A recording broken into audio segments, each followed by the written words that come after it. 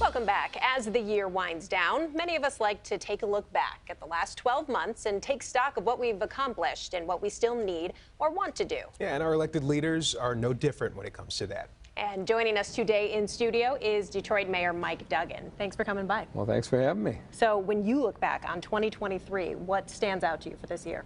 Well, the opening of the book depository next to the train station and the first couple thousand people moving in there.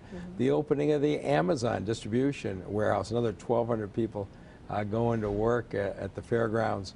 And certainly the really extraordinary results in the violent crime rate coming down, the job that Chief White and the Detroit Police Department are doing.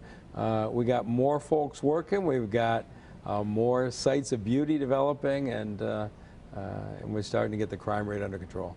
Yeah, when you look at the goals that you set for this year, last year, how are you feeling now at this point? You know, I have to say, I did not see the homicide rate coming down 20% in 1 year. We've never seen numbers like that. I felt good about it because the judges at the courts were moving on the docket. County Executive Warren Evans had lined up the county officials. The police have an extra 200 officers on the street, and they're putting them to good use. I saw the potential, but when you hear people saying, I'm hearing less gunfire at night, I'm feeling safer, you start to feel like you're making progress, and that's something we need to build on year after year. So the pandemic played a big role in that backlog growing, right? Yeah, it really did. You know, the crime rate was coming down in Detroit as it was in much of the country before the pandemic, but when you couldn't put 12 jurors in a room because of a fear of COVID, the criminal courts in America shut down for pretty much 2 years, which means everybody was charged with a serious crime, knew they weren't going to have a trial. In many cases, they had to be released from jail because there weren't enough jail beds, and the country suffered. But now we're seeing violence much below pre-COVID levels. So are we out of that hole now? Do you expect this trend to continue? So certainly this year has been highly successful. We're out of the hole that the courts were in as far as the backed up docket because they did such a great job. And now the question is going to be, you've seen cities in America like New York and Boston dramatically cut their violence rate year after year. Test is going to be 2024. We need to prove we can cut it again next year. And I really feel good about the leadership of the police department. Yeah, the city's been very vocal about wanting to tackle crime specifically. What are some of the things that you attribute to the success that we're seeing?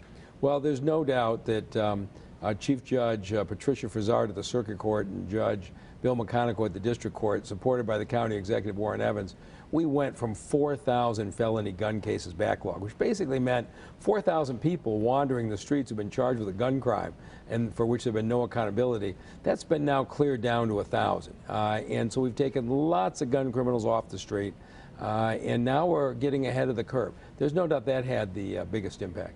How about the economic revival of the city? Some have described it as the Renaissance. Where would you say we are in that, and where do we still need to go? Well, you know, we had a month where our unemployment rate was down at 4%. Now, we haven't seen that as far back as the federal government has records. And so it is exciting to see more people going to work. And even this year's labor issues, well, the strikes were painful. The folks in the auto plants, the folks in the casinos, the folks at Blue Cross, who are largely Detroiters, are now making higher wages, and that's healthy for the city. Let's talk about development and businesses and just getting Detroit in a place where it can compete with other metros across the country. Yeah, I mean, that's it. All you have to do is talk to people who come in and visit this town. They can't believe what the riverfront is like. And can't believe what Campus Marsh is like. Somebody was in today say, we came in on a Tuesday night and had a hard time getting a table in Corktown.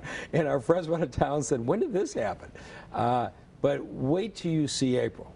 When America comes here and we have 300,000 or 400,000 visitors for the NFL draft.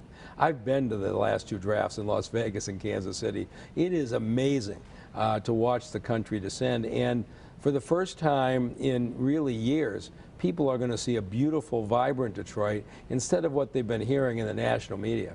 So where do you think we might start to see more growth outside of Campus Marshes and Corktown and the riverfront? Well, see, when we started, everything was downtown, and then, well, okay, now it's downtown and Midtown and New Center and Corktown and Riverfront and Livernois, and we keep going one step at a time. But if you go shopping now, as I'd encourage people to do on Livernois, the Avenue of Fashion between 7 and 8 Mile, you'll see the stores are jammed. We have a vibrant commercial district there, and this is what's happening neighborhood by neighborhood. I grew up in a city where your local shopping district was a source of pride, and we're getting back to that.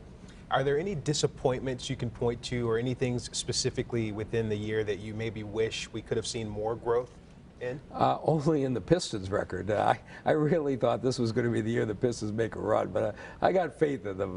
They'll come back around, but the Lions have more than made up for it.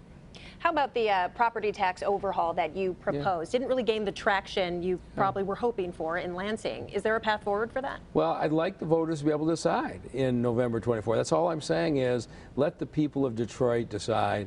Do you think your property taxes on your house should go down, and the people who own the abandoned buildings, the people who own the scrap yards, ought to have their taxes go up? And I got some of the scrap yard owners fighting me in Lansing, but I think we'll ultimately prevail. And all we want is Detroiters to have a chance to make a decision for themselves. Now, even some Democratic lawmakers didn't support it. Are you hearing other explanations from them as to why? Oh, yeah. I mean, what's going on in Lansing is chaos. How Governor Whitmer and Speaker Joe Tatum managed it, I don't know. But you had some outstate folks who wanted their priority to go first and didn't know why Detroit's tax cut should get ahead of them. But I'm confident Speaker Tate will deal with it, and we'll be okay.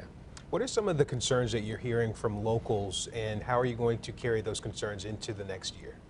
Yeah, well, everything is the same. You want to know that your neighborhood is safe. You want to know there's no abandoned houses in your neighborhood.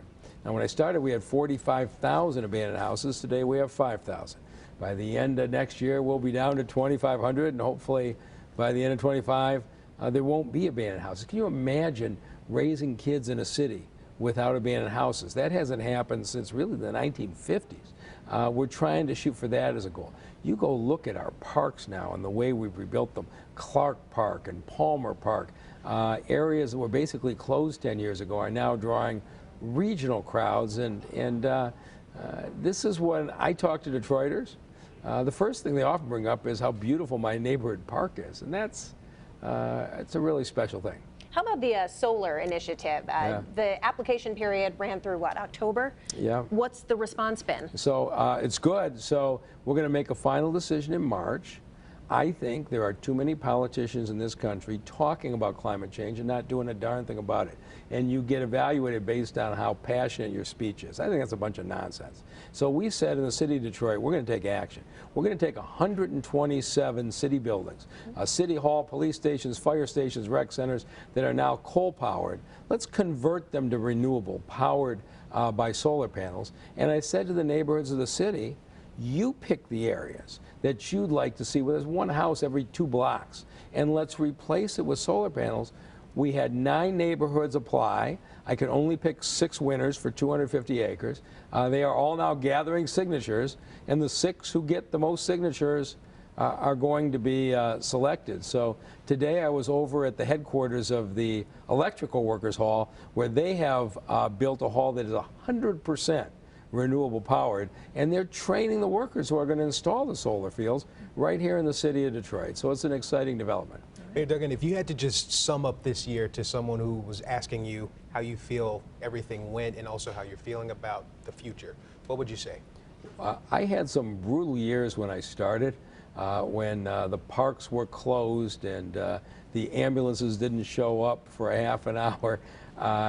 And the street lights were out, and this year has been a year of joy, really, as we've had one good success after another, and I'm looking forward to more success next year. Yeah, and before we do let you go, what kind of successes are you hoping for in maybe 2 years or so? Do you see yourself running for mayor again?